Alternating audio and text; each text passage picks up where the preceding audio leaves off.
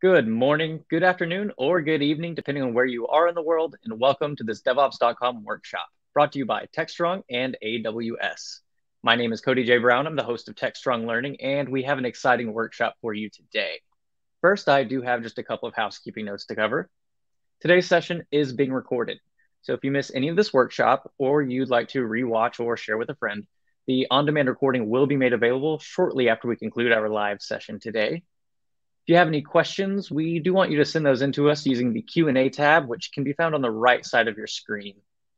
This is also going to be a really interactive workshop, so I'll also point your attention to the chat tab. If you have any notes or comments to make about today's walkthrough, that chat tab is going to be your best way to engage with us.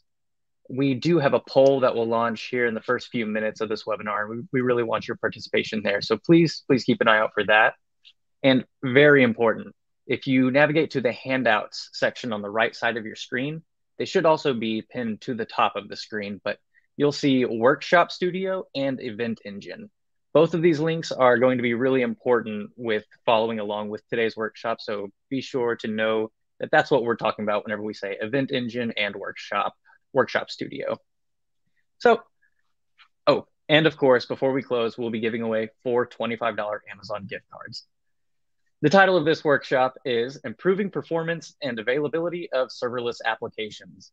And I'm joined by Jonathan Vogel, Developer Advocate at Amazon Web Services, Lucy Hartung, Senior Specialist at Amazon Web Services, MJ Kuba, Solutions Architect at AWS, and also at AWS, we have Joseph Simon, Solutions Architect.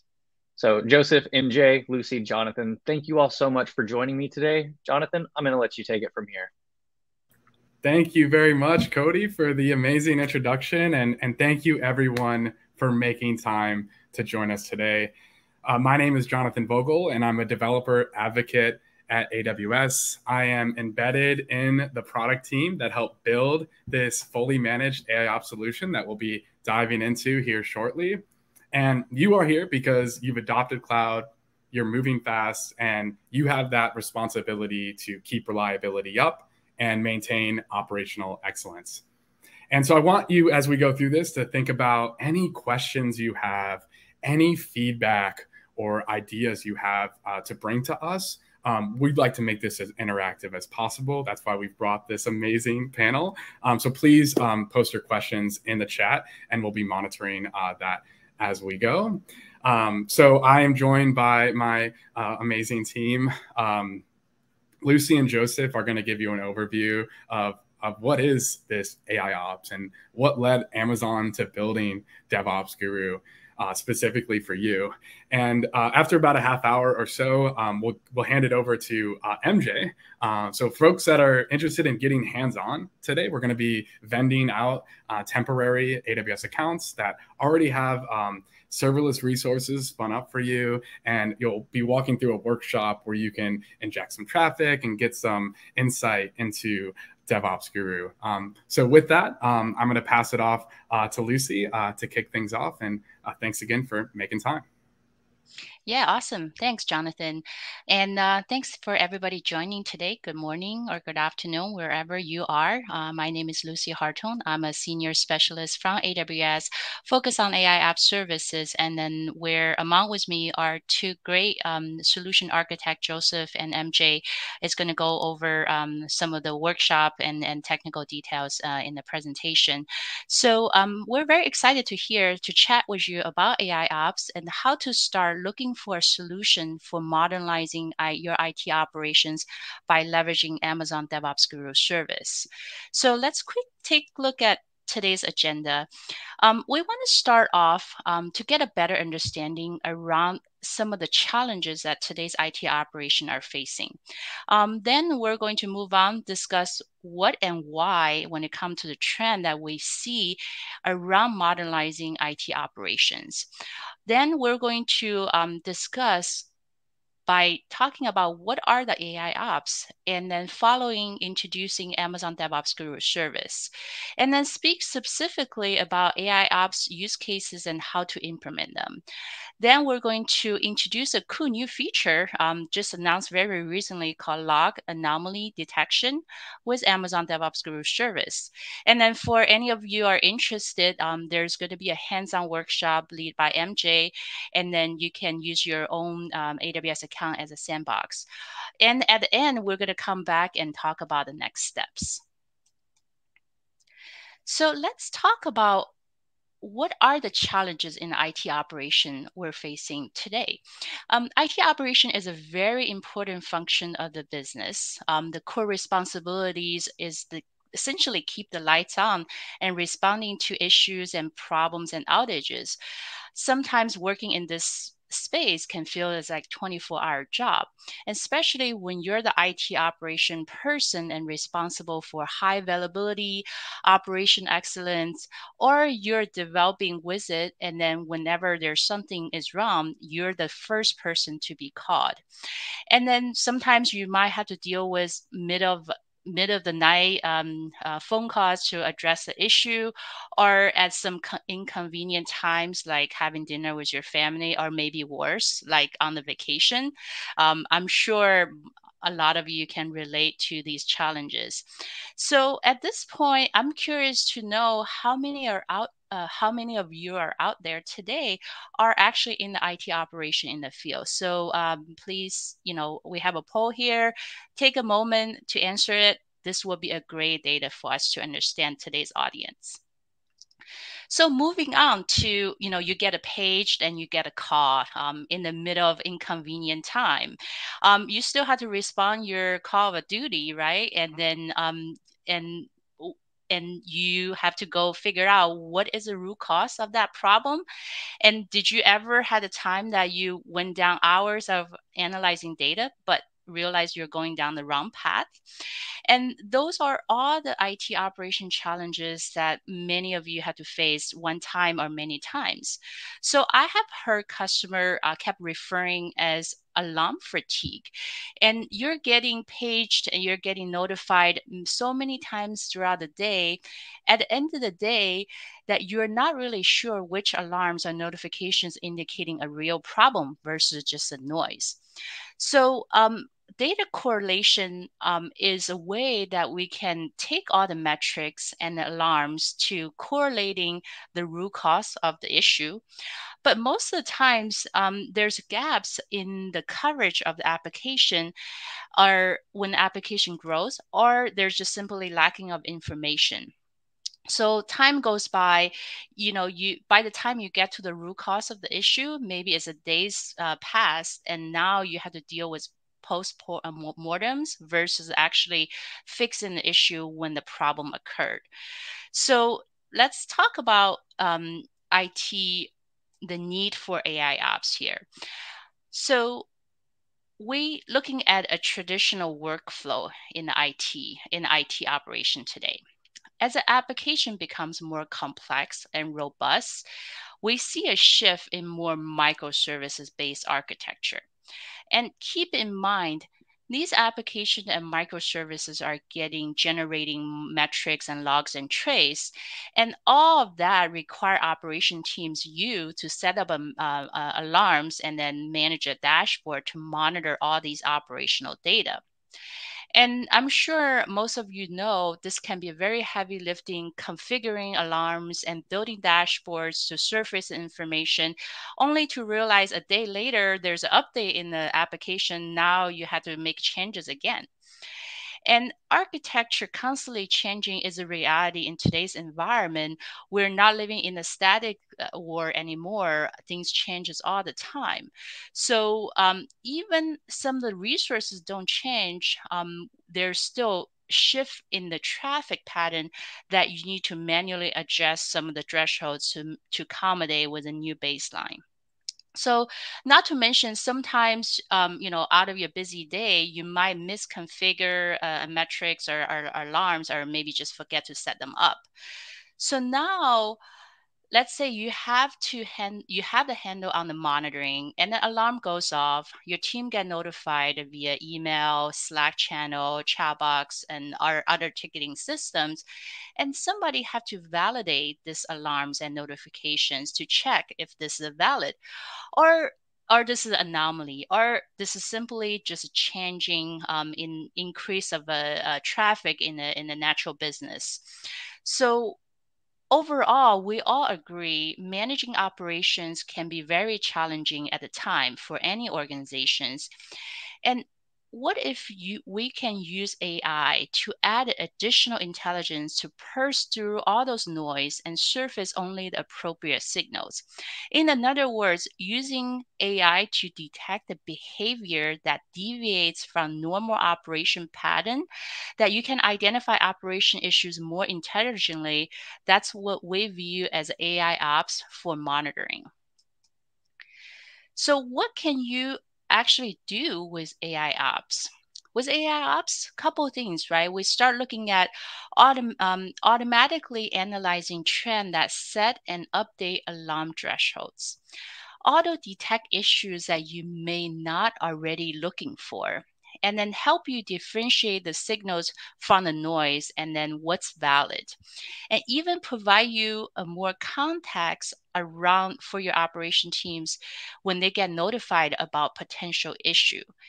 So let's take a look at what AWS has offered to help you automate this without needing to create and maintain your own intelligence and model.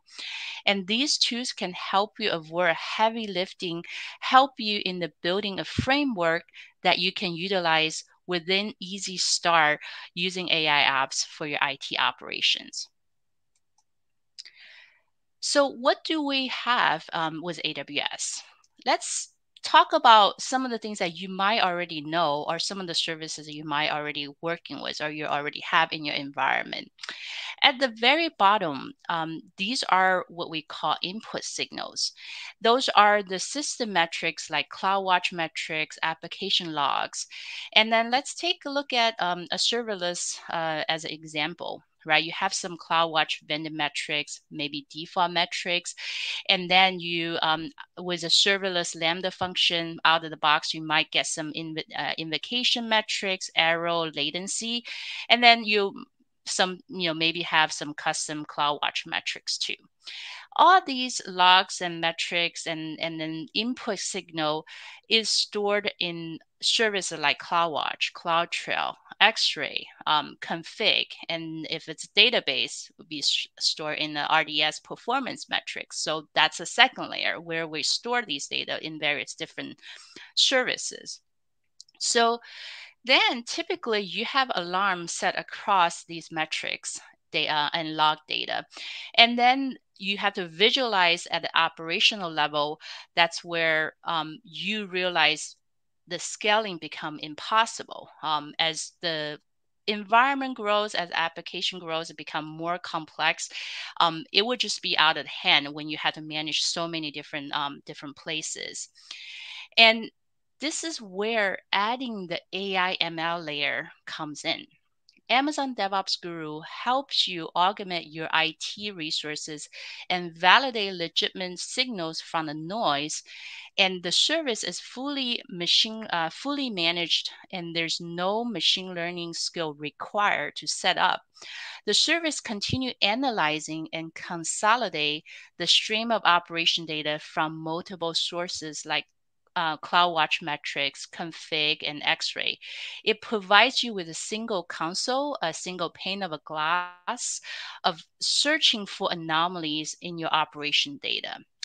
By leveraging the pre-trained machine learning model informed years with AWS as well as Amazon.com, these models can detect unusual application behavior, such as increased latency, error rates, resource constraints, and highlight critical issues that could cause potential outage or service disruption. And I'm going to now hand it to Joseph to specifically talk about Amazon DevOps Guru and its benefit. Thank you. Hey, good morning, good afternoon, everyone. My name is Joseph Simon, and I'm a solutions architect here at AWS. Lucy, thank you for kind of taking us through what some of the challenges are in the industry and how AIOps can handle that. So now I'm going to speak about an amazing service called Devops Guru and exactly how that can help you get started with AIOps on AWS. So first and foremost, is a fully managed service that you need to only give guidance about your application boundaries, and it doesn't require any training of machine learning models or setup. And once you provide the necessary application information, it automatically starts monitoring the data and metrics to help you understand your application's behavior. And when you enable it, there's a baseline period where Devops Guru monitors your application and resources to figure out what's expected behavior. This way, when things are out of the norm, it can pretty much catch it pretty quickly. And this baseline typically takes a few hours. In my experience, this is more like 24 to kind of 48 hours. And once your baseline is complete, it can start to auto-detect operational issues, helping you to move to quicker resolutions with machine learning, recommended insights, and recommendations. So all powered in the background.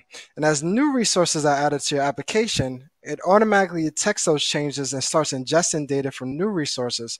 So no need to set up additional monitoring and alarms. Again, we're trying to get rid of some of that heavy lifting by making it pretty scalable.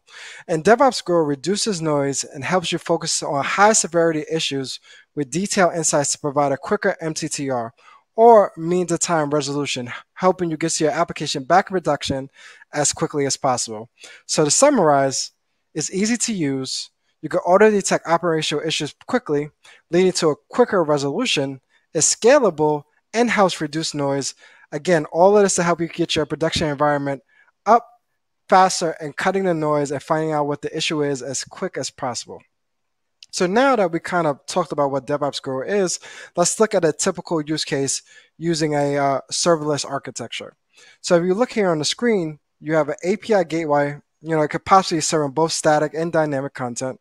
Then there's a Lambda function, which could be talking to other Lambda functions, or in our case, an Amazon DynamoDB database. All of your resources are generating lots of metrics here, logs, trace data, and that could be sent to dashboards or monitored via alarms by your ops team. Usually you might see spikes in workloads or fluctuations in traffic cause you to keep changing these thresholds for alarms or keep a constant eye for what's real and significant versus what's not. So again, in a typical scenario, you have, this heavy lifting to keep adding these thresholds and alarms. Let's actually take this up a notch and look at a more realistic scenario using the same architecture. So again, we have API Gateway, Lambda, DynamoDB, and you're getting reports and errors, and your customers are complaining that your application isn't working. You configure your thresholds and alarm, and you see that all three components of your infrastructure are failing. Amazon Gateway giving out HTTP errors, DynamoDB failing, Lambda stalling. And to resolve this, you will need to understand the root cause of the issue and what the side effects are. In this case, even though the Lambda function and the API gateway are both failing, they're simply just side effects of the root cause, which is the reduced capacity of the DynamoDB table. And after resolving the incident, the ops team will have to spend more time on a postmortem to identify the read capacity of the DynamoDB being decreased during a recent deployment change. So you're spending a lot of time trying to figure out what that root cause is. So this is where Amazon Devops Guru kind of comes into play. And by adding it here, it kind of takes that burden off by using machine learning based anomaly detectors. It monitors your application by ingesting operational data coming from both CloudWatch and CloudTrail. So in this specific example, Devops Guru checks the relevant events on CloudTrail and compares them with the operational metrics from CloudWatch.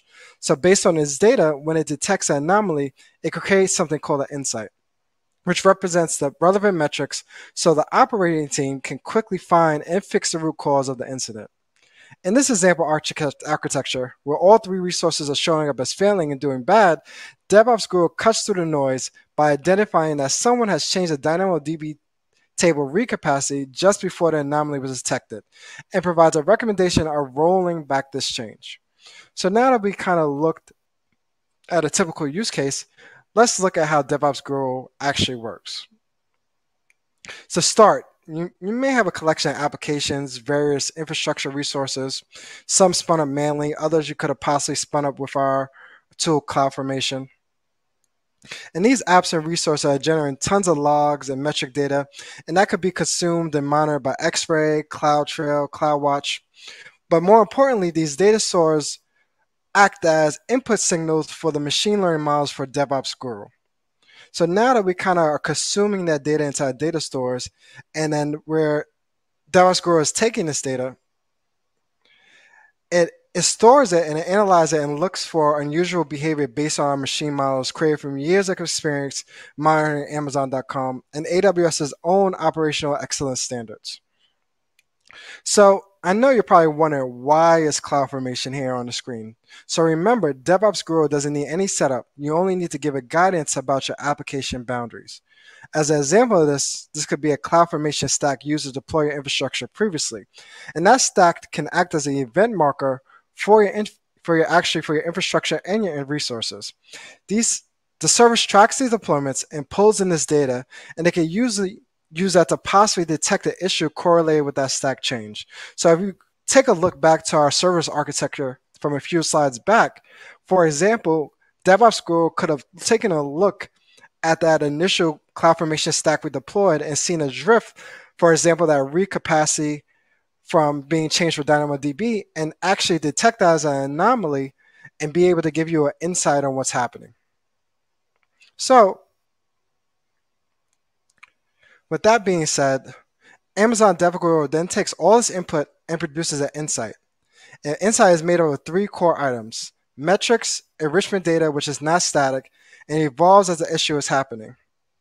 AWS as it's happening, and AWS's own recommendations. Then you could take that and you leverage SNS for notifications, and you can integrate that with something called Ops Center, or you can integrate that with your favorite third-party notification apps such as PagerDuty and our OpsGene. And with SNS, there's no need to monitor a dashboard. We bring the insights to you via the notification workflow that you configure and that you ultimately prefer.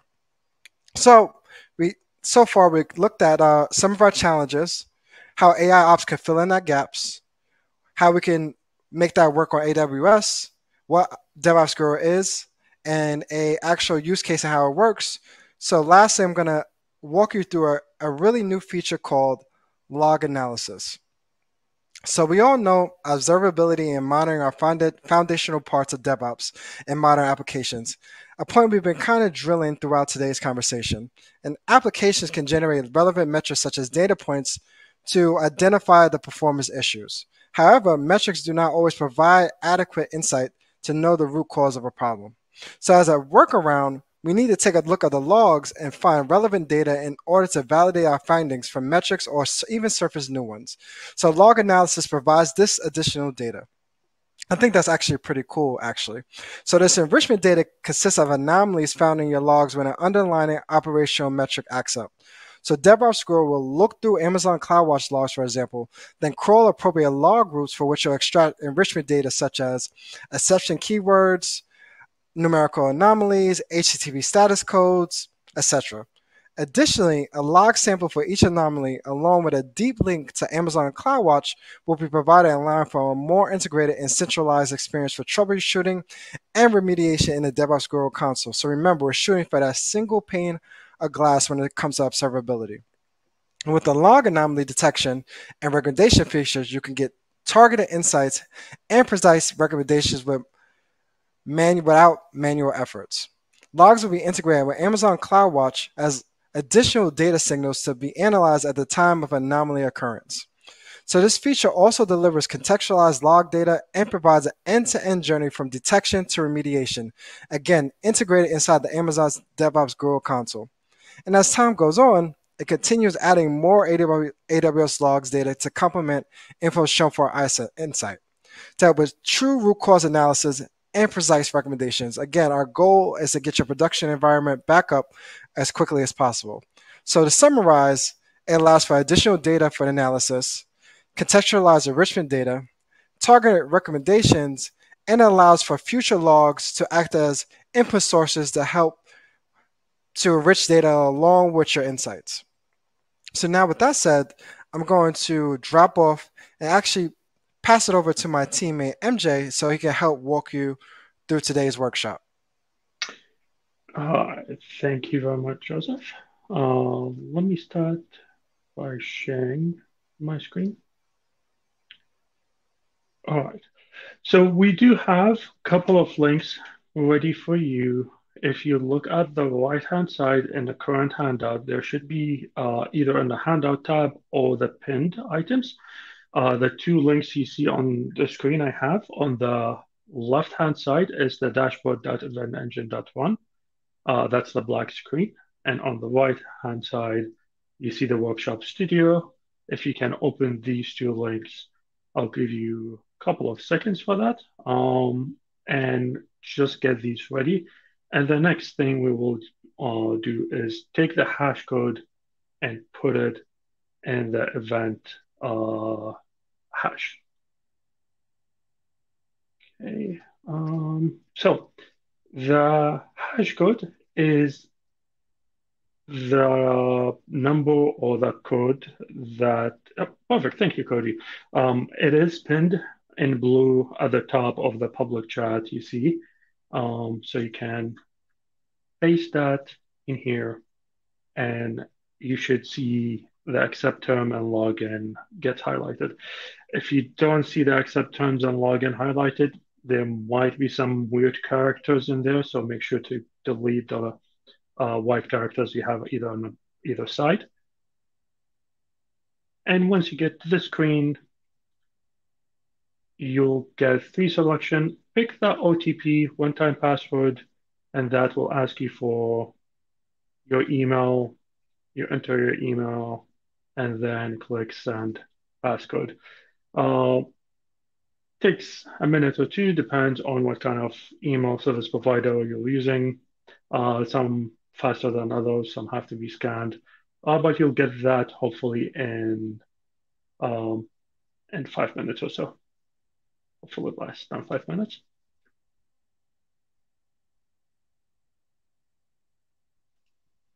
Hey, MJ, would you be able to zoom in just a little bit? Yes, sir. Thank you so much. Not a problem. Is the one on the right good, or should I zoom in more? Zoom in just a little bit. All right.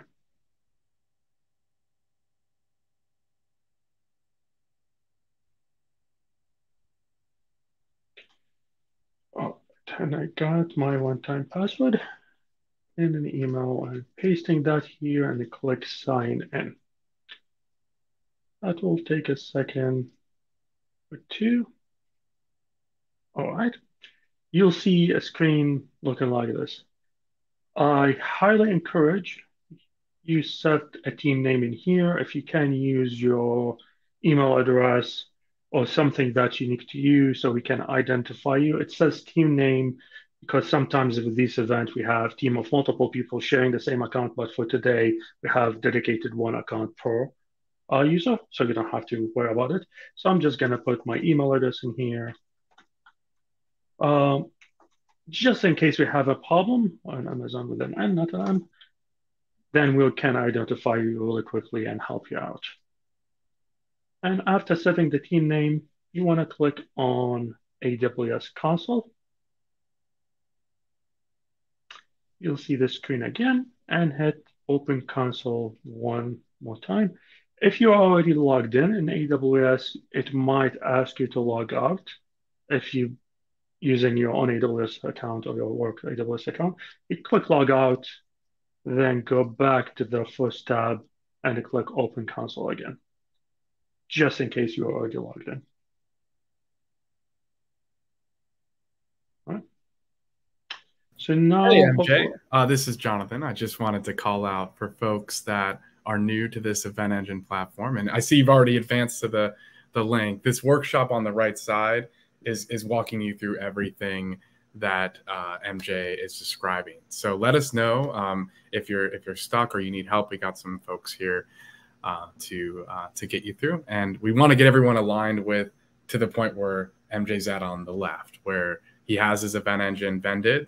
He's been able to name his team as, in this case, your email, and then you're able to log into the account. And as MJ, you pointed out, if folks already are logged into an existing AWS account, you will be prompted to say, hey, you're already logged in. You need to log out of that first, and then you can federate via the Event Engine team dashboard. Thank you, MJ.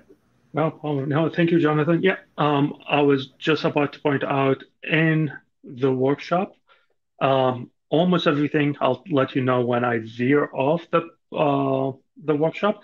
I will let you know, but everything I'm going to do is actually on the right-hand side, and it is a link that says Workshop Studio in the handout. So you can follow on your own pace as well, just in case I went a bit too fast for you. You can use the screenshots and the explanation we have on the screen. So now, hopefully everyone logged in and ready to use the AWS account. If you have a problem or you got stuck somewhere, please let us know. You can ask us a question in the chat, and hopefully someone will help you, either Jonathan, Joseph, or myself. I'll see that kind of try to keep an eye on the chat as well as we go through. So now we are on the AWS account, and let me zoom in a bit more on that side. All right, that's a good view. On the right-hand side, you'll see I'm following the process that says Cloud9 access. So to go to the Cloud9 console, the easiest way to find the AWS service, you see I have it in here and I recently visited. You might not. Just type in the search bar up top, Cloud9, and it should be the first one up. So click on Cloud9. You should be able to see one Cloud9 environment already provisioned for you. All you need to do is click Open IDE. And it should load in a few seconds. And this is just for me. I'm going to close out all the other stuff I have. I don't need them. And I'm going to move my shell all the way up. You want to arrange it however you want. You can even change the theme. From view, you can change the themes to a light theme if you want to, or different things. So it's a very flexible environment.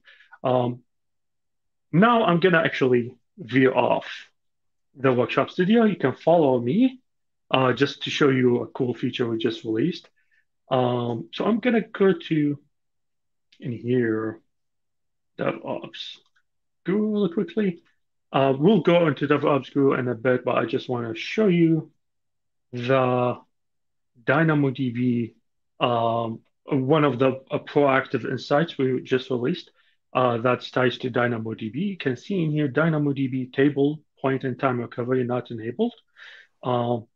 It's going to take about 20 minutes or maybe 30 minutes or so. So I just want to point that out. It's one of the proactive insights. We're going to touch on the proactive and reactive insight in a bit. But as you can see in here, it's have a recommendation to enable, I have a couple of monitors, one lapping the other. But as you can see on the screen, it tells you the recommendation to fix it, and you can enable the point in time recovery. So there's documentation for it and there's information. But I'm going to go to DynamoDB. You can follow me or you can just watch me. It's either way. It's not part of the workshop. So this is just something. So in the tables, click on the table I have and then go to backups. And I will enable the pointed time recovery. And now it's enabled. After a few minutes, when we go back to the performance insight, to the insights in here, the proactive insight should be gone from the list. All right. Going back to the scheduled workshops we have. So this is the view of an application that's deployed on the AWS account you see in here. We have provision for you. It's a serverless application, and it receives HTTP request via API gateway, and then the other request goes to the Lambda, and the Lambda will hit the DynamoDB and send the request back or respond back to the requester. So that's the application we'll have as a sample application. Like Joseph mentioned, not necessarily only for serverless. This works for any type of stacks, but the example we're using today is just serverless. So what we're going to do a couple of things in here. We'll make some changes. We'll break it on purpose so we can see how the flow will work. So in the IDE, in the Cloud9 IDE, so this one in here, we will go to the directory that's called Amazon Devops Guru samples. You should already have it in here. And then from the tree view, and then we will go to generate Devops Guru Insights. So that's one in here. And find the YAML file that's called shop CFN shops monitor code YAML. This one in here. This is a CloudFormation template. If you've used AWS before, you interacted with us in an infrastructure as a code, you probably touched CloudFormation before, or maybe Terraform. They are very similar to both technology, any infrastructure as a code that describe your infrastructure. In this case, we will find line 15, which is the one I have highlighted in here. You see the read capacity units is 5. That's for the DynamoDB. Now we're going to break it. We will change that to 1. Make sure to save Command S or Control S, depending on operating system.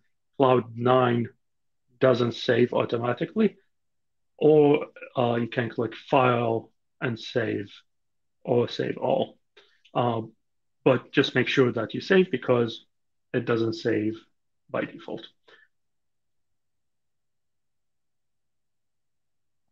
And then what we will do, copy this command in here. This command is cd, change directory inside that directory, and then one AWS CloudFormation update stack. This stack is already there. Like I mentioned, we have a few things already pre-created for you. We'll update it with 1 read capacity instead of 5, and that should change the read capacity for the DynamoDB to 1. So now when we inject our traffic, we should have some throttling happen and some issue that Devops Guru will pick up and will let us know we have a problem and correlate me doing this right now with the event, with the application issue. No. Update completed. So the update is completed and it went through. Flipping to the next page. All right, so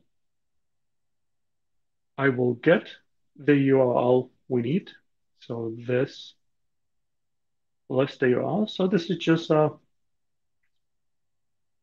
entry point, the API, and you can hit it in here. You get a JSON, but don't worry about it. Just copy it for now, and we'll use it later. But this is just for you to see if the application is up and running and what is the expected JSON out of this. So we'll want this Python, and what the Python going to do is going over the request over and over and over and over until we start seeing some timeouts. I'm not sure why the view is, because I'm zoomed in too much. We'll fix it later. It's fine. So all it's doing right now in the background, it's not showing, hopefully, because I'm too zoomed in. It shows in your screen that actually going through these calls and these iteration over and over and over. And after about 10 minutes of the request, that will end, and you start seeing some of the errors and you start seeing some of the issues. So on your screen, hopefully it looks something like the one I have on the right-hand side. So now I will head back to Devops Guru.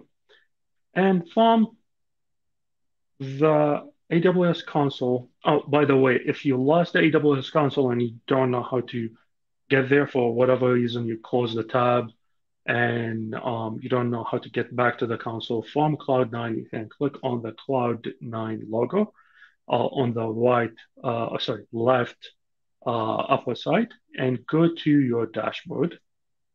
So it should open this dashboard again, and from here, type Devops Guru, and you should see this screen I see right now in here.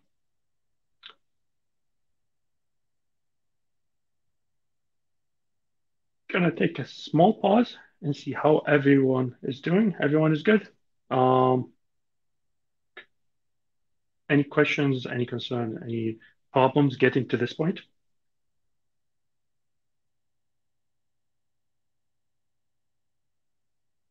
See nothing in the chat, so I'm gonna go with. I think we're looking good, MJ. Right. And based on the back end that I can see folks are having vended accounts, as well as folks are actually logging into those accounts. I see a few folks that have been vended an account and haven't logged in.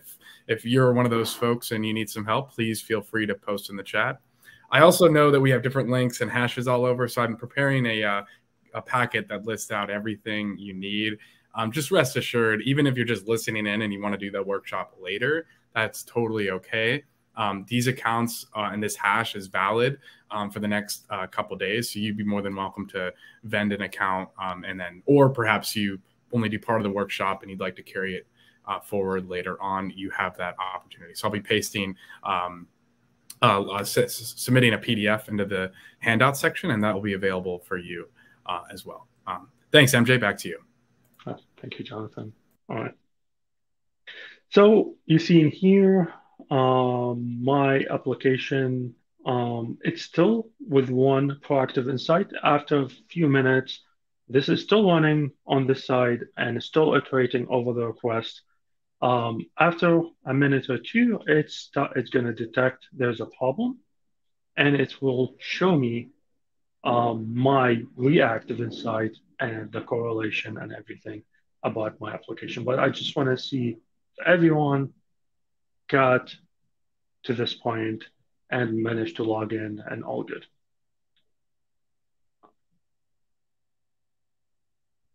Go back here and watch this go a bit more. And if you're wondering what's going on in the background, this is just a Python script. And all the Python script, we have the same URL I pasted earlier on my screen. It printing, iterating, doing a response, doing a request call on that URL, just a GET request, and then taking the result, taking the response code out of it and printing that on the screen and going over and over. You see while true. So it's an infinite type of loop.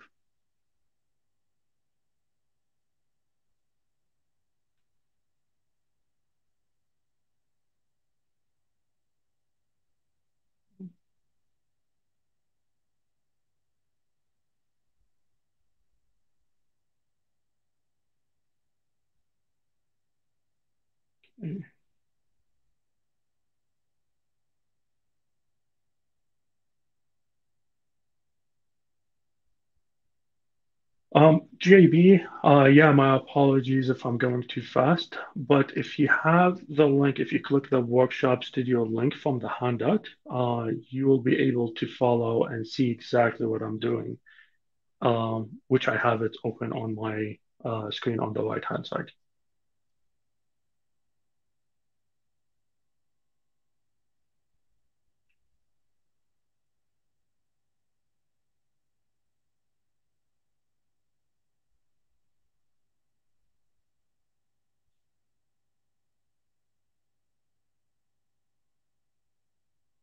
And just a heads up, team, this is Jonathan. I have prepared that PDF. So there's also a PDF that kind of has all the resources contained in one page.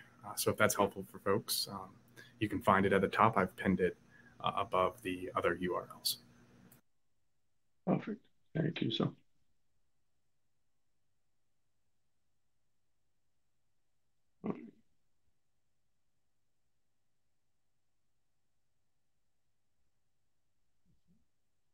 There is nothing so far. Yeah, it's still spinning. Anyone got their insight, or we all still at the same stage?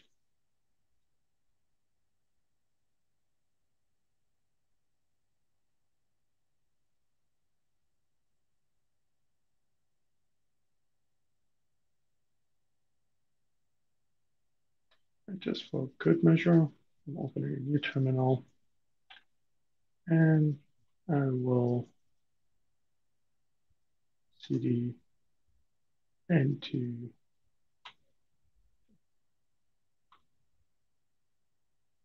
oh, I'm already in there, so I don't have to cd it back.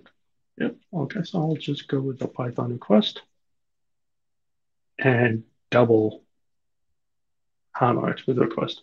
So now I have two terminals iterating over the request, and they are sending, both of them sending get request on and loop. And so far, I've only seen 200 requests. That should tell you how much our serverless model is robust and how much abuse it can handle. But we want to break it. So, blip coming up.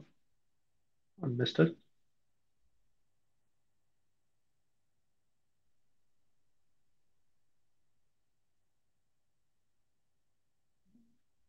Going here to the overview of vision capacity. And I'm looking at the capacity. Yep, it should be limited now.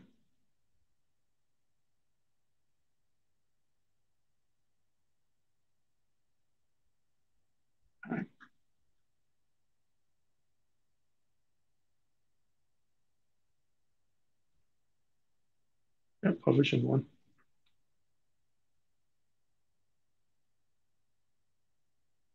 Now I see a few more failures. So I start seeing more failures now. I should be able to go to the dashboard and see something bubbling up in a minute or two.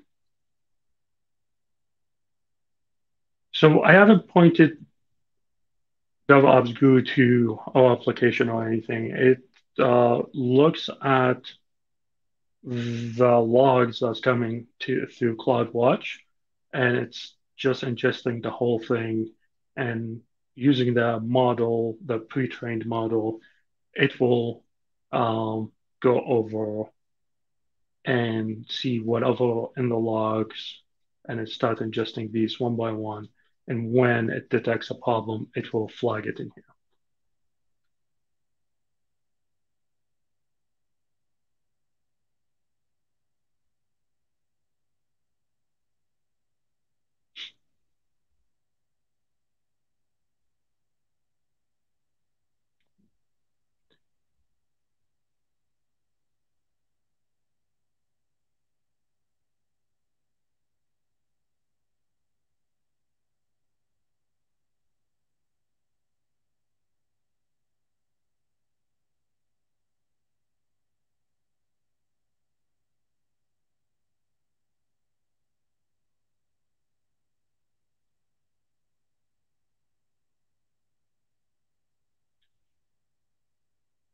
I see a few people start getting the insight too. That's good.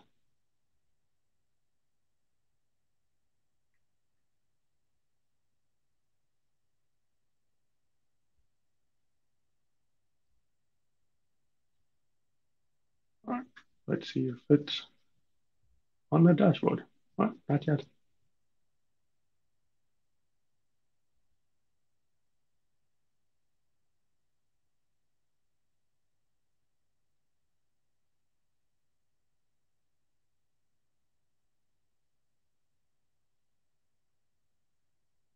Yeah, proactive one still there, and the active one not showing.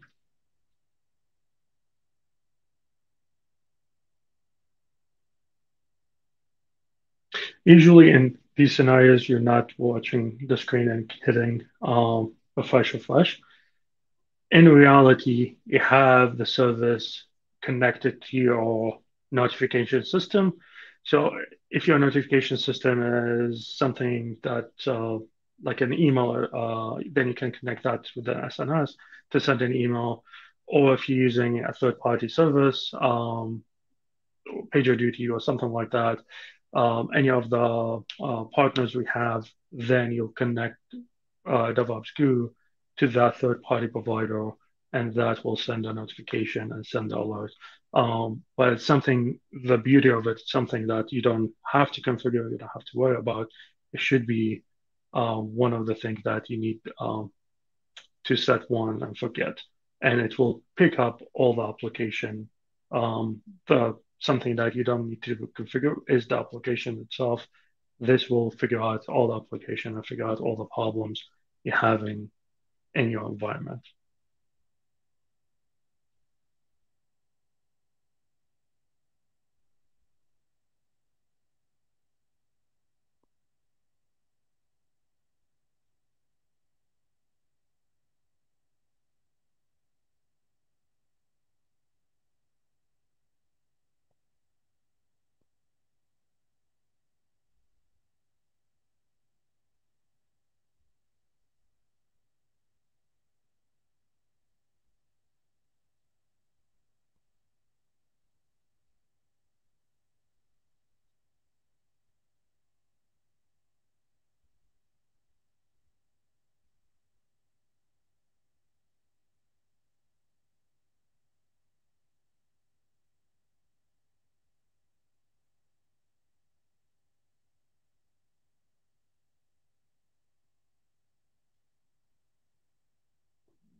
Looking at the account, 3, 4, 5, 6, 7, 8. So we have 8 people logged in. That's great. And 3 people claimed an account and haven't logged in. So if you have a problem or have an issue, please let us know if you want to get to the AWS account.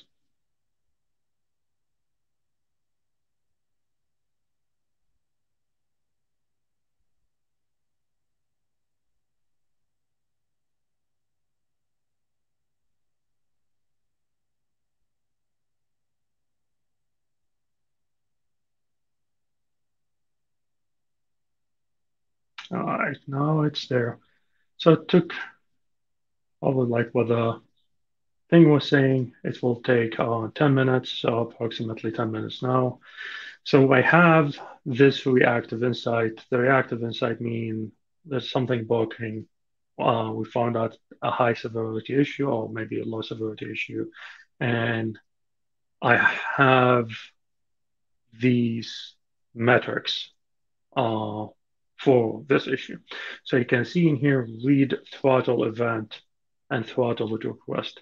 And it will go back to the first request, even though it's after 10 minutes, it should on the screen, but it will actually tells you in here when the first event happened. And my local time is 54. See in here, it's on 46, between 46 and 47. That's when it first hit.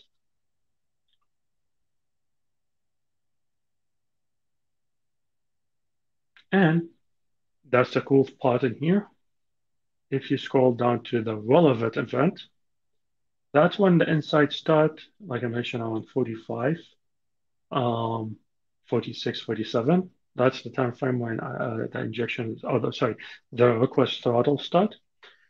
But before that, when I made a change, you can see in here, it correlate this to that, correlated the event, the issue, the problem with the update stack I did on the CloudFormation. And it tells you the ops event in here. It tells you the ID for it on the resource of CloudFormation. And if I haven't logged in using a team role, if I'm logged in through an SDS or a user, it will actually tells you who did that, who broke it, right? So you can fairly go and blame your coworker, tell them you did something bad. But that's the correlation. That's the powerful part of this. And if I go and fix it, it will correlate the fixing part of the event when I fix it, either by going to DynamoDB directly and change that capacity to 5, or update the stack again and change it back to 5. It will correlate that in here as well when the event, when the change happened on the DynamoDB, and then after a few seconds, the 502 or the request time out or whatever that it captured, it will stop in here.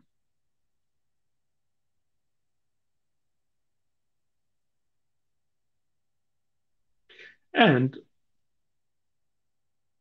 in here, you'll see right below the relevant events, you see recommendations. That's the other thing that help you if you're not familiar with the environment or if you're not familiar with the stack. It tells you, hey, these are the 2 recommendations. And after a while, it actually generate more recommendations. But these are the 2 obvious recommendations I see really quickly. You roll back the change you made in here. You see roll back the Amazon DynamoDB table update, or troubleshoot throttling in Amazon DynamoDB. You might want to look at the troubleshoot throttling documentation we have. Maybe it's not related to an update, maybe it's something else, but it will tell you how to troubleshoot throttling in here in the documentation if you go there.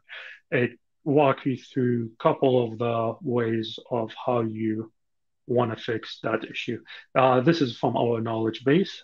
We publish these knowledge base for a lot of these services we have and how you handle most common issues and most common problem we see. So these are the 2 recommendations we see in here.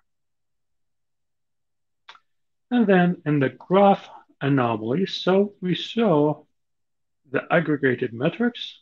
Now let's go to the graph anomalies.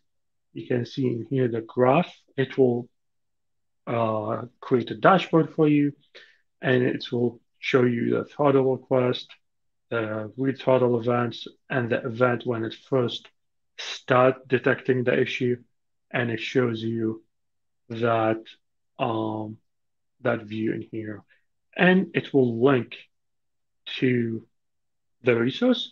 It will link the resource in the other view as well, but it shows you in here. And if you want to see all the statistics and all the dimension, then you can click on it, and you can click on the view and CloudWatch, so you can see the metrics in CloudWatch and see how everything is going in here. I have a sum of a minute, but I don't have a lot going on, so I can change it to 1 hour.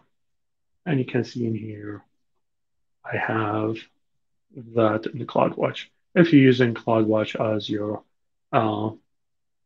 final dashboard place or the place you have the dashboard from, if you have a third-party tools, then the same metrics are residing in third-party tools as long as it's in a CloudWatch. So that's where it picks up all all the details and all the metrics. And now, if you want to fix it, then we can go in here. I'm going to shrink this a bit, just so I can see the other things. And update edit capacity. And we'll change this to 5 to show you I'm not doing it in CloudFormation. I'm actually doing it by hand, just so you see the correlation. And after a few minutes, the events in here, the insight, will start going down as the requests start going in, normally without any 542's errors.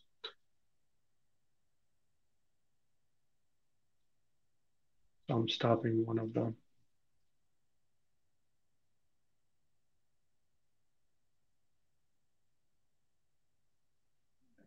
So I have 2 requests still going. Now I updated the capacity to 5.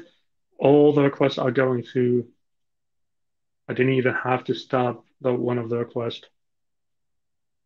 Now everything is going fine. I can go back to the insight, and after a bit, you will see in the timeline the event when I updated the table and when everything is going back to normal.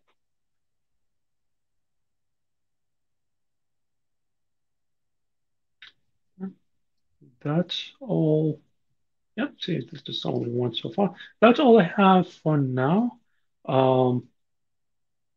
Jonathan, not sure if we still on for a demo or not. I'll hand it over to you. Yeah, so we are at 4 p.m. Eastern time. So we do have some time. MJ, thank you. That was an awesome workshop. I hope some folks got insight and got to see how Devops Guru works by getting hands-on.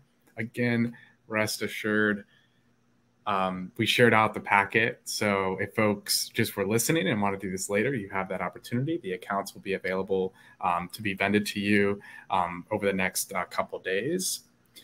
As well, if folks are listening into the recording here later, even after all this expired, we'd also love to engage with you. If you have any questions for us, if you have any feedback, if you have any, if you would like to see Devops Guru or to get hands-on with it, we'd love to hear from you, because we'd more reason to do these kind of fun events. So I'm looking at the chat. Sorry. It looks like one more thing. See the event in here? I just want to show that before I go. It detected when I actually made the change on the table by myself, like I went to the table and it correlated that. I just want to mention that.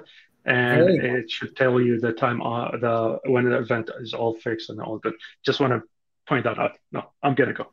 Good call out, MJ. And please stick around, in case any questions come through, you can help back me up in the chat. Yeah, just amazing job, Joseph, Lucy, and MJ. I really appreciate it. And I appreciate all of you. If you feel proud and feel accomplished. I mean, to get to actually, modify CloudFormation, to inject some traffic and see some anomalous behavior aggregated for you by Devops Guru. This was a great training opportunity to see what that's like. I'm looking through the chat. I see some folks got insights. They're appreciative of the PDF. And some comments that was great. So thank you. That's great to hear. I'm going to be moving into a demo since we have time. Often folks like yourself are like, well, we did this thing, and what else is there? What more can we do? And so I'd love to take some time to showcase some other capabilities of this fully managed AIOps solution. But before I pivot into that, again, just kind of calling out, if there's anything coming in the chat, we do have MJ and Joseph here to help walk you through. If folks, want to disregard this demo and continue doing the workshop, maybe you join later, by all means, feel free. But I see some Q&A come through, and I see some chat. So thank you, MJ and Joseph, for addressing folks that might need some additional help. So with that, I'm gonna share my screen. Let's see if this works. Beautiful. So this is telling me I'm sharing my screen, so y'all should be able to see this this slide, which is a Proactive Insight story.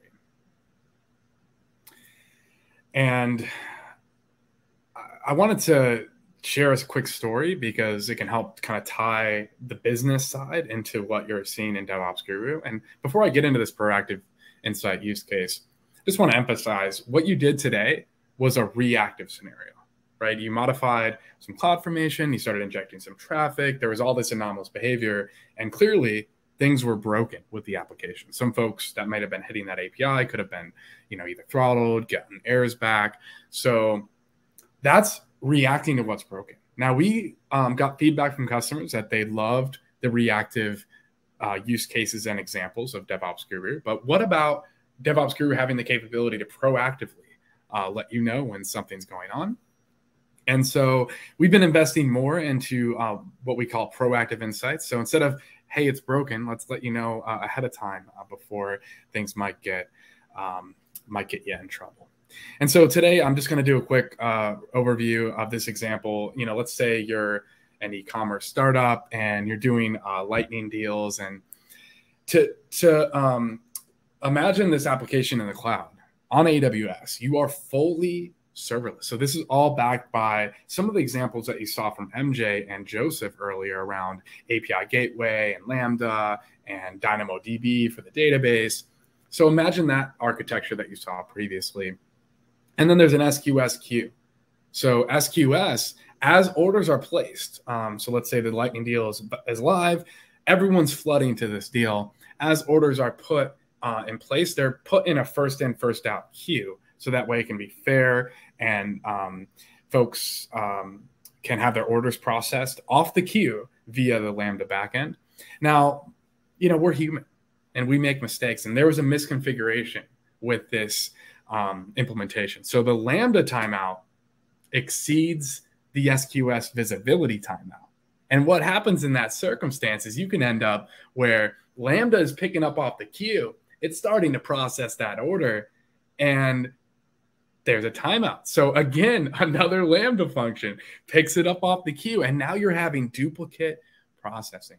And so what that leads to is, of course, naturally unnecessary compute. So that's just unnecessary spend, unnecessary resources consumed. But also you got to think about it. This is a Lightning deal.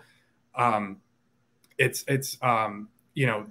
could be further compounding other resource constraints in your application environment. And so these are some examples of where you could benefit from a proactive insight. And I see in the chat someone's having trouble here with entering the code. So just a heads up, the code is at the top. When you paste it in, it should look exactly like that. And I think MJ had mentioned if there's some characters before or after even blank space, that could potentially mess it up. But I'll leave MJ or Joseph to help you out on the hash code. But yeah, back to this demo. So again, we want to see what this looks like on AWS. Unfortunately, for this use case, Devops Guru was enabled. So I was able to pick this up ahead of this circumstance. And let me show you what that insight will look like. So we're back now into the Devops Guru console. And you can see here, it's matter of fact. Your Lambda timeout exceeds the recommended SQS visibility timeout. And as you saw from the previous use case with Devops Guru, it's pulling in these metrics. Now, in this case, there's one metric that is being pulled in, and the metric is the SQS visibility timeout. You can see that mapped over time here with this graph. And then as you continue to scroll down, where applicable, you could see relevant events, similar to how MJ showed you how when he changed his cloud formation, it showed up as an enrichment. And then later on when he fixed it, it again showed up in the timeline. Here we don't have any events, but we do have this recommendation. And it's explicitly telling you you need to tune this visibility timeout. Otherwise, you might have a problem. And it's going to link you to conveniently some documentation to help you solve this. It's going to conveniently also provide you with this prescriptive recommendation, as well link you to the specific Lambda resource that is in question, all in this single pane of glass to make it easy for you to address. So that's an example of one of the new proactive insights. I'm going to go ahead and pivot over to another one. And this one is actually kind of related to our previous example with the workshop. You know, the reactive, you reduce read capacity. Now, we put this capacity in place because we want to make sure that your application, and particularly in the case of DynamoDB, you have the capacity configured that you need. Now, we hear from customers that sometimes they've accidentally over-provisioned this capacity. And so in this case, we have an example where Devops Guru is picking up that your writes are actually underutilized. So you've configured your DynamoDB table with extra capacity, but Devops Guru is ingesting that operational metric of utilization. And it's identifying, hey, so not only are we going to help you with when something's broken or practically let you know something's going to break, i.e. operational excellence and high availability, we can also sprinkle in some additional benefits here, such as performance optimization, which I can get into with a Devops Guru for RDS example here shortly. But for this one, this is a new, we're hearing this term now, FinOps, of how do we optimize our costs on the cloud. When we're building, we should always be thinking about optimizing costs. And when you have so many resources and architectures and tables, this can get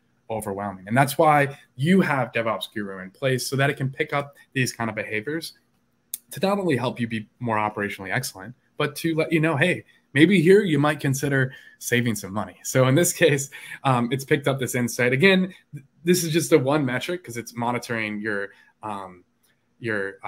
consumed write capacity. And you can see over time, you're just consuming one. And you could see potentially in your use case where this might fluctuate, but in this case, it's just using one. And so when you scroll down for the recommendation, you can see it prescriptively telling you to tune this write for throughput because you're going to have some optimal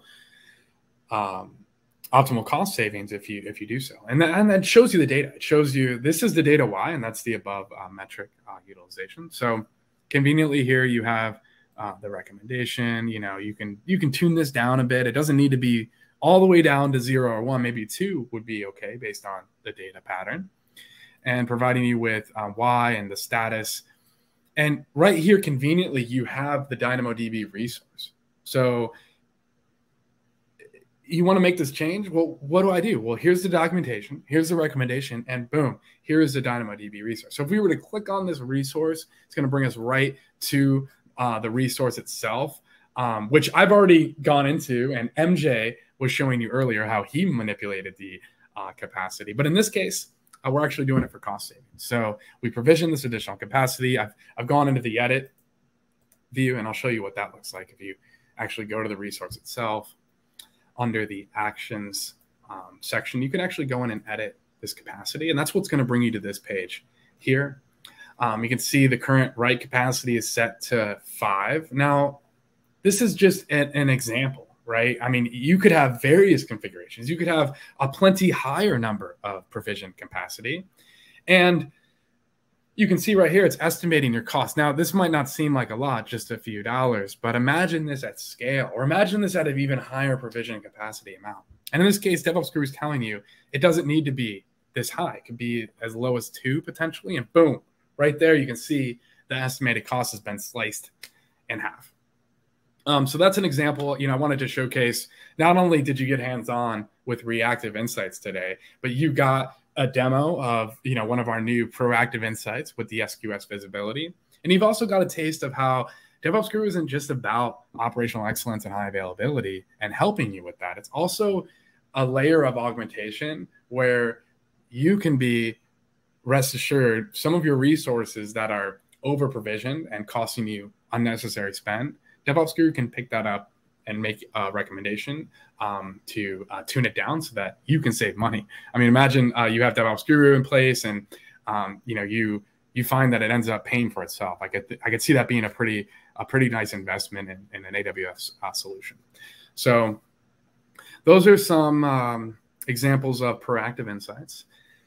Now, again, if folks have any questions at all, if you have any feedback, if you have any resources that you're monitoring today, or any challenges on AWS that you'd like to share. We love hearing from customers. And I'm going to do, let's do another demo. And I also want to call out, I'm going to share a survey, and our team, I really appreciate the team doing an incredible job today, but I want you to fill out that survey and be honest. What have we done well? What could we do better? And that's going to help us improve this session for not only future people, but we can get any feedback you have and bring that directly to the product team. And the product team also very much values this feedback. So we'll share that out in a little bit, maybe about 10 minutes or so. I'll show you what the survey looks like, but please, we'd love you to fill that out. And in the handout that I attached with the PDF, it's all in there at the bottom as well. So if you download that PDF, so you got, the workshop handy, and the survey as well. And if you're, let's say you're in the office, or maybe you're virtual and you have colleagues or business partners, or maybe you're a student and you have other, students that you work with, feel free to share. The PDF, has an outline of the different steps to be vended an account. We do have extra accounts available, so it's a limited time offer, right? We only have it for a couple of days, but obviously the document is internal to us in this group, but you're more than welcome to direct message it to a colleague or one of your associates that might be interested in. They couldn't make it today, but they'd like to actually follow through. And again, I'm just going to go ahead and put my email in the chat as well. And this is my direct contact email. And so I just pasted that in the chat here for everybody. Again, in addition to, your questions and answers, and your questions coming in and your comments coming in, we greatly appreciate that, as well as the survey. If you have any feedback, if you're like, you know what, I want to double click on that proactive. Can I get a deeper dive? Please reach out via email, and I'd be more than happy to set up a follow-up conversation. Maybe we can introduce this solution to other folks that you work with. Or if you know folks that couldn't attend the workshop and aren't available this week to do it, we'd be more than happy to set up another one in the future. So with that, I'm going to share Aurora Postgres demo. So again, this is all AIOps with Devops Guru, but we've been talking about serverless. We've been talking about different AWS resources, but we haven't emphasized RDS. And so at reInvent, so this is, now it's August, so 9-10 months ago, we launched Devops Guru for RDS. And what we're supporting today with that is Aurora, Postgres, and MySQL engine. So the previous example in the workshop, you all got the opportunity to see how a NoSQL database, DynamoDB, could get throttled and end up being the root cause. But how do you cover your relational databases? A lot of folks are using relational databases successfully in the cloud today, and they're looking for ways to optimize that performance. And so that's what led to the RDS team building what's called Performance Insights. And if you recall from Lucy's slide previously, where she was covering the different data stores, you saw in the corner there, Performance Insights. And so I want to emphasize that if you're using Aurora, Postgres, or MySQL, you have the opportunity to turn on Devops Guru for those resources and have them have any performance anomalies be injected into Devops Guru and bring you that insight for you to take a deeper dive. With the caveat that there is a prerequisite of having Performance Insights enabled. So the combination of your database, Performance Insights, and Devops Guru can make a very happy solution for you to be made aware of such circumstances. And, again, I try to paint a little story. I think it's helpful for you to follow the example. And I'll just share a mistake I made. I mean, I'll be honest. So I've been, I've been very fortunate to be a professional in this space for 15 years. And at one time in my career, I was leading these software solutions at manufacturing plants across the world. And I would go in and build these solutions. And over time, I grew in my responsibility. And I had a responsibility to not only build these things, but to architect. and I was architecting the relational database, and I made a critical mistake. I failed to implement an index on a table that was mission critical to the business. And in that example, I mean, missing an index where it's very valuable to have could most certainly lead to some performance degradation. And that's exactly what happened. I thought everything was good. All my testing was good. And then I deployed to production for my customer. And it took a while. It took a few months. And the customer calls me and says, Jonathan, your solution's a little slow, you know, and I had to go and dig into what was going on. And looking back, I mean, hindsight's 2020. I mean, I would have loved to have some kind of AI solution to have helped me in this circumstance. Now, fortunately, I was able to figure it out. I was able to get the customer all squared away. They were okay with everything. It wasn't too bad of an impact, but geez, that could have been a lot worse. Or geez, the fact that the customer had to call out performance degradation, I had to fix it, was not okay with me. And so, you know, I'm going to show that example right now where Devops Guru, when enabled along with your database and performance insights, you can get such an insight. And so this is what that looks like. In this case, we have this shipping application, and it's calling out that there's a high severity issue with your database performance. And so if you scroll down here, you can see the different metrics that are pulling in. For instance, the number of connections, the database load. You can see the different the graph view of the data, as well as a convenient link to CloudWatch if you wanted to pull that up. And so if we scroll down here, we can see the different recommendations. And in this case, this is where I'm going to dive in a little bit further. And I'm going to see how we can view the detailed analysis of this performance. Because when it comes to performance degradation, it's all about this database load and how it could potentially be optimized. So when I click on this component of the recommendation, I get a deeper view of what's going on with the database. And it's calling it flat out. You know, you got this Aurora Postgres engine, and it's got an unusually high DB load. I mean, 100 times what's typical. Devops Guru is calling that out. 100 times what's typical could certainly have some kind of performance impact. And so if you scroll down here, you can see that again in the graphical view. It's calling out in red in large text, 106x normal. That is certainly not good. You can see over time what's been going on. And then you can see the different related metrics of, for instance, the running tasks and the CPU utilization. And here is the power of combining Devops Guru with performance insights. You're seeing a prescriptive recommendation here of tuning this SQL table. And when you click on it, it's going to tell you exactly what's going on. It's this table orders.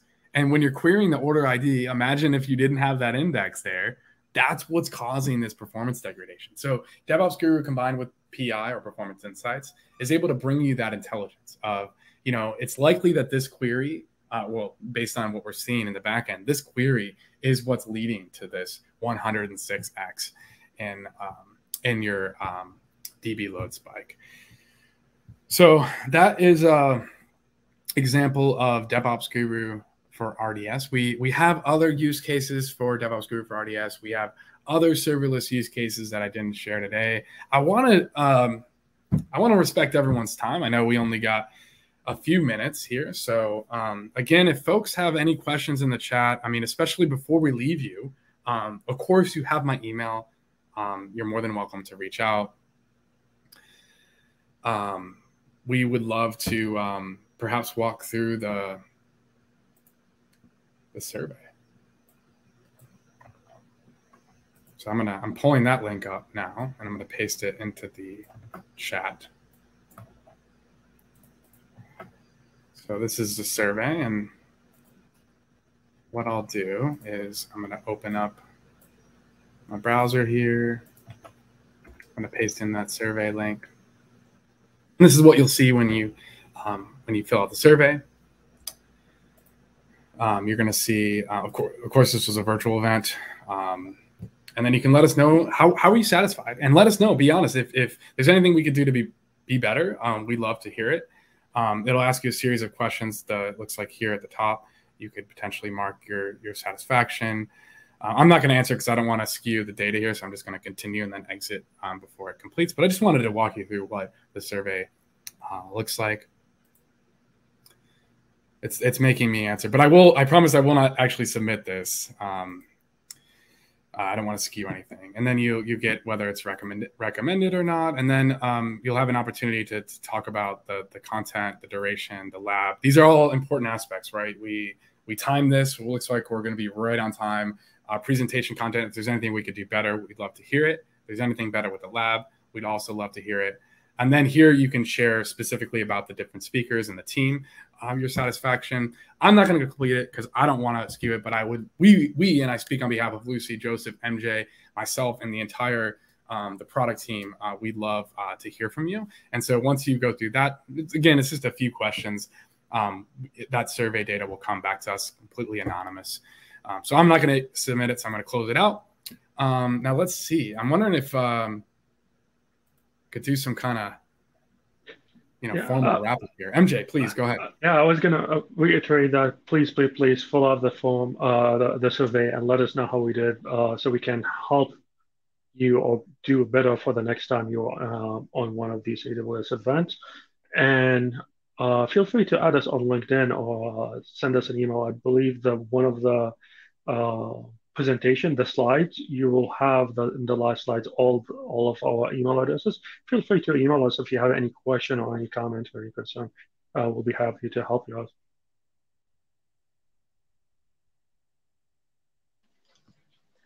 Well, Jonathan, MJ, Joseph, Lucy, I thank you all so much for joining us today. This really was an awesome workshop, and I'm really glad we got some good audience engagement and some good follow through with those accounts. So I do want to let everyone know that this session was recorded. So if you want to rewatch and go through that workshop, it'll be available here in just probably about an hour, but it will be available here shortly. So we do those 4 winners for $25 Amazon gift card giveaway. Our first winner is JBG. Our second winner is Sean M. Our third winner is Faseha D. And our fourth and final winner is Sarah Z. So to the 4 winners today, congratulations. Please keep an eye on your inbox to claim that gift card. But if you don't happen to see that email, just check your spam folder. So I'd like to thank AWS for sponsoring today's workshop. And Jonathan, MJ, Joseph, was there anything else that you guys needed to let our audience know before we close out? Any final parting words? Cody, I would love to take the moment. I know we still have a few minutes. Just again, this solution is going to best serve you for those mission critical workloads. So you're more than welcome to try this in a development or QA, but we highly recommend you enable it on those critical workloads. And rest assured, Devops Guru is not altering or modifying any of your resources. It's only ingesting operational data and bringing you the insight when you need it. So this is what we recommend. Just note there is that baselining, and what it's going to look like for you is this. I know I made this text quite massive, but hopefully everyone can certainly see it. Here's an example of what you would see if you've not used Devops Guru before. You're going to go to the console, navigate to Devops Guru, and you're going to see this page where you can click Getting Started. This is a read-only account, which is why I have some error messages up there, but you shouldn't expect that. And this is where you define, again, a lot of this, what we already talked about, but this is where you define what resources you'd like to cover. For instance, you can cover all resources in your account, or you can specify specific CloudFormation stacks or tags. And again, we're bringing you the insight when you need it. So you can configure SNS. And then clicking Enable will start that process. And again, as we promised, it's just one click to get started. So I know we got just another couple minutes. So I just want to thank everybody again. Thank you, Cody, for hosting. Lucy had another commitment, so she's dropped off, but I'll give a special shout out to her. Joseph, MJ, thank you so much. If there's any closing words, we'd love to hear from you.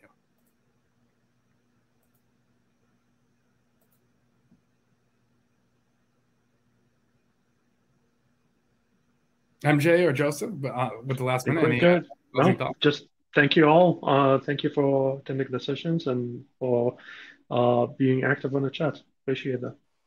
Thank you for joining us. Greatly appreciate the interaction and happy I got to present Devops Guru to everyone. Hopefully you enjoy as much as we do. Bye, everyone. Have a great rest of your day. Thank you again. All right, and before we close off, I do just want to let everyone know that there is a post-webinar survey as well that'll pop up on your screen as soon as we close out. So do answer that. We do want your feedback there. Otherwise, to our panel, thank you, everyone. Have a great rest of your day.